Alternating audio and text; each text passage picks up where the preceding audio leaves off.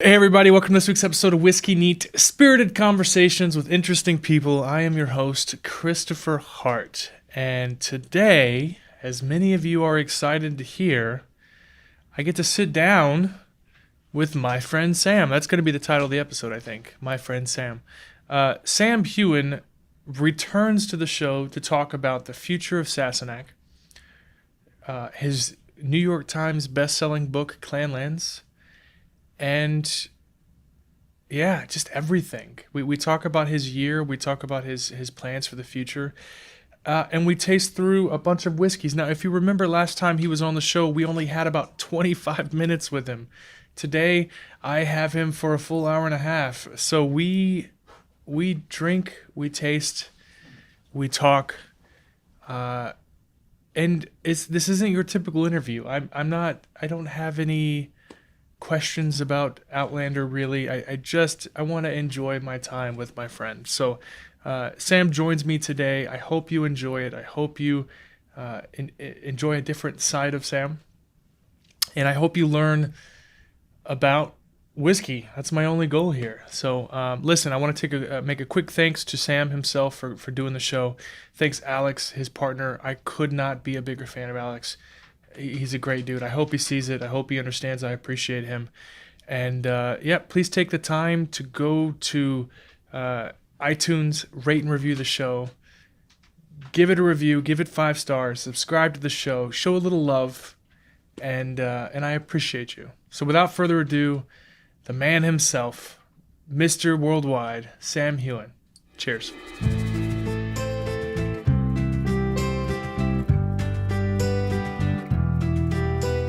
Sam, buddy. Hello Thanks there. for coming, dude. It's been a while. We started this year off together, and it feels like we're almost ending this year off together. Yeah, I'm okay with that. This year has been bizarre. We obviously last time we saw each other was a bit hectic. Things have been both at times just a horrible year. At times it's been good at moments. So it's a weird year regardless. So I'm just glad to see you're okay and things are going good for you. Well, you are the constant in this madness of this world right now. You're the constant. I know that you're going to be drinking something fabulous somewhere, but it's great to see you, buddy. Yeah. So I'm starting with a little Irish whiskey, just to kind of warm the palate up. But what is it? So, there's a big debate. You know the classic regions of Scotland, right? There's a big debate over terroir on whether or not it's real or if it's just been a marketing ploy. And there's a lot of good points on all fronts. But there's this new Irish whiskey that's out. I've tried it. You've had it? Yeah. Yeah. I just recognized the bottle there. Yeah.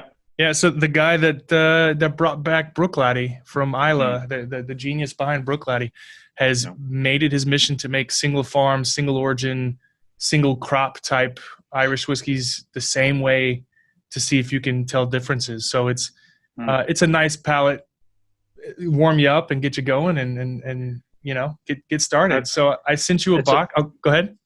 Oh, you sent me a, well, you did. I was going to say I've tried that one and the only reason someone sent it to me for a gift, and I just realized it's the same bottle because I recognize obviously the bottle shape, but also the stopper on it is this glass stopper.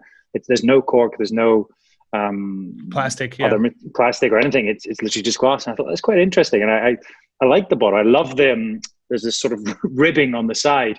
It just makes a very tactile bottle. It's beautiful. Yeah, I mean, as you know, the worst thing you can do is drop a bottle. So I'm glad they put some grips in there for you. But right, yeah. There's another company. There's this fantastic guy. I don't know if you might have come across him at some point in developing Sassenach, but a fantastic guy out of New York, a guy named Nicholas Palazzi, who has he's the owner and operator of PM Spirits. They're an importer out of New York, I believe.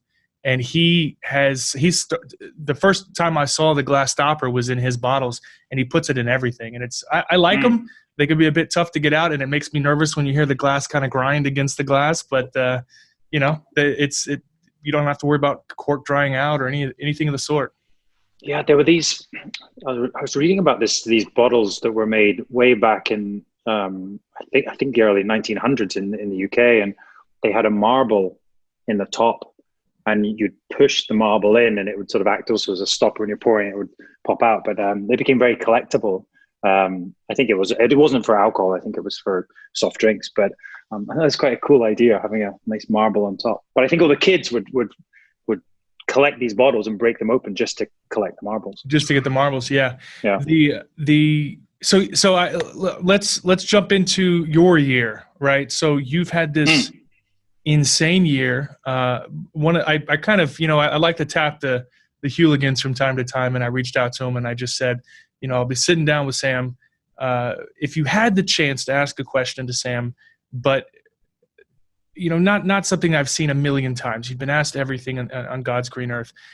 The most prevailing question was when you find time to sleep. I couldn't find anything really good, but I did find when you find time to sleep, because you seem to be doing something nonstop. I mean, the book, you and Graham, you and Lady McTavish sold a show.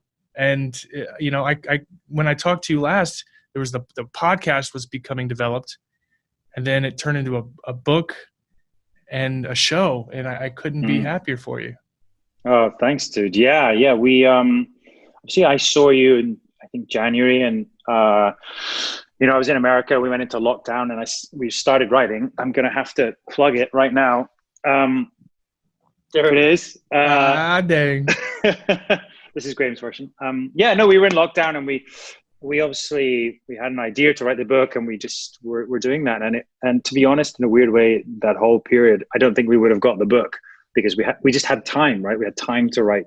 We had time to sit down and talk about it. We did it obviously all via Zoom, or Skype calls. But really proud of the book and the TV show. I've literally just come from doing some voiceover for Men in Kilts, which is the TV series spinoff, and it's almost kind of finished.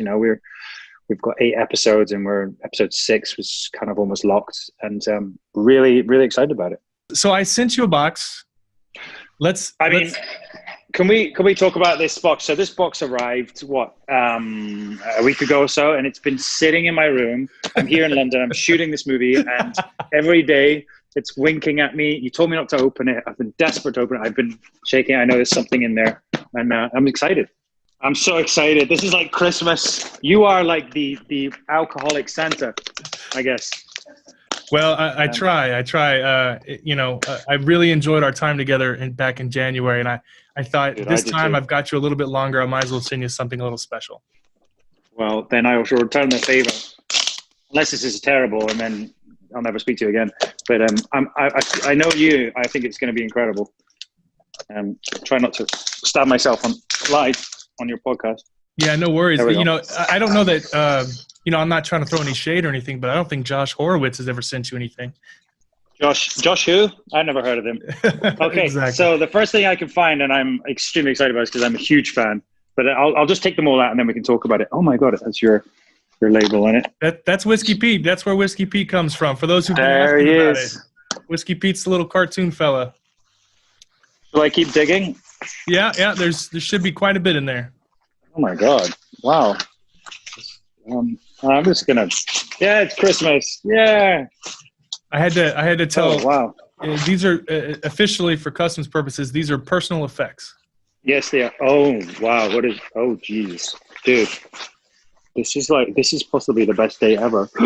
What the hell? Yeah. So that's a bottle. This is my favorite part of what I do on this show. That's a birth year bottle. That bottle was bottled the year you were born. And so the liquid in that bottle has been sitting there for the past 40 years. Wow. And everything you've ever accomplished, your shows, your career, your achievements, that bottle has just been sitting there like a time capsule waiting for you to open it and drink it. Oh, it's been waiting for me this whole time. And now we're finally reunited. I'm so excited. Wow, this is the best. Oh, forget Christmas. Oh my God, there's more. Of course, I had to send you bourbon, not scotch. Just a little. Ooh, now what is this? So here's the tricky one, right? This is the tricky one. I wasn't sure if you were going to like this, so I didn't send you a full bottle. But it's a very, very unique thing made right here in Texas called Rumble Cask Reserve. And the last time you were on the show, we drank a bottle of Balcones single malt made here in Texas. Yes. Well, Balcones makes something that's half brandy, half rum. It's made from figs, turbinado sugar, and local Texas wildflower honey. It's not quite anything specifically. It doesn't fall into a legal category, but it spent its entire life in an Oloroso sherry barrel, and I picked it for this show. It's one of my favorite things, and it's at cask strength at 61.3%. So that's going to put some hair in your chest. Yes, it is a Rumble Cask Reserve. I love that. Wildflower, honey, figs, and turbinado sugar. What is that sugar? Is it? It's like brown sugar. It's more brown sugar. Yeah. This oh, look. Is that? Did you send me some M&Ms? Oh, that's a rattle sound. So you couldn't hear the liquids squishing around. I thought I only eat green M&Ms, obviously. So there's more. There's so much in here. This box is never ending. I shall put these on my my door. Okay, here we go. This is something, dude. This is too much. You shouldn't have done this. It was fun. I don't know how long you're going to be stuck in the UK, but I figured. What? Okay, this is something that I love, and I don't know an awful lot about, but I'm sure you're going to tell me more. Oh my God. Gregarious Grump Spirits. There we go. So that's my company. You have Sassenach. I own Gregarious Grump. It's a bottling company that bottles single barrel, cask strength, unfiltered things. I don't know if you can tell, but if you turn that bottle up, you should see all the black char at the bottom, unfiltered, floating around. And in the first round, I can see it. Yeah. The first round is sold out. So I sent it to you just for you to enjoy, not really to promote. Wow. There's nothing else out there right now. So it'll be a few months before we bottle some more. And we have this is a beauty. Yeah. Glendronach. So Glendronach is one of the most delicious distilleries. They're not sponsors of the show. I just love them. And they did a single barrel in California that's 11 years old. And this bottle right here is proof that you can have young, delicious single malt whiskey. Not everything has to be 18 years old or 20 years old. They do a fantastic 11-year-old, and that'll run you about $100 in California. I cannot thank you enough already, especially for my rattle. It's wonderful. Also, my house now looks like a dog has attacked it. Yeah, but sorry about that. What an incredible array of spirits. You are now my most favorite person ever. Well, you've got a bottle of Sassenach with you too, huh? I do. Freshly. There we go. There's the swag. There's the swag. So I figured we can start with Sassenach. You can tell us what's going on with the brand, what's the future of it, and